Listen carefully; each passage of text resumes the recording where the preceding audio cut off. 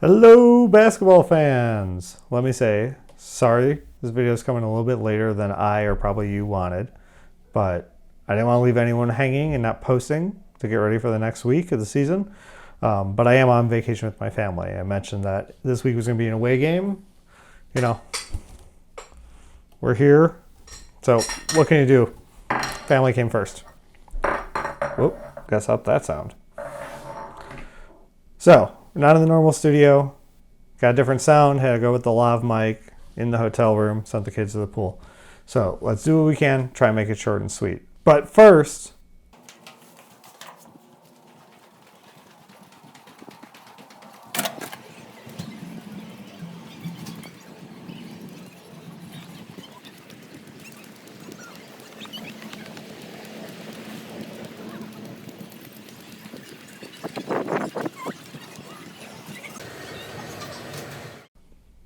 beer. Alright, so let's just get into the schedules. Today's video may be short and sweet because I'm here and on vacation. I don't know what else to say. So, with 4 games, let's try and treat it like last week. You can read it.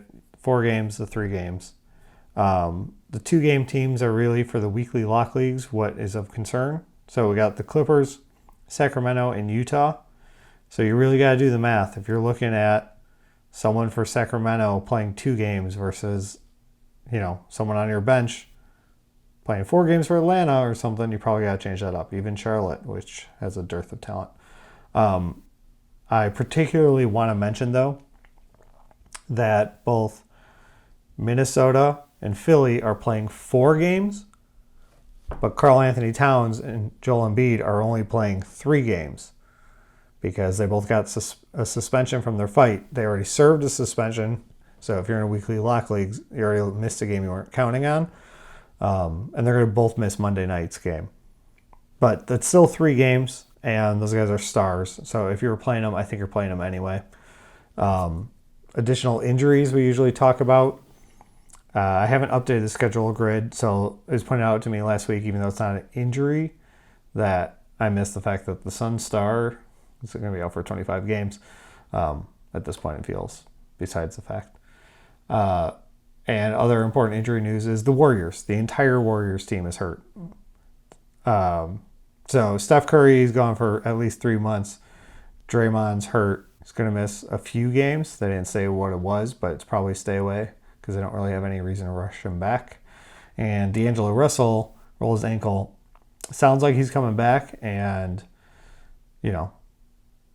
there's no one left around him. So he might get to put up points on, this feels weird to say, he might get to put up a lot of fantasy points on a garbage team.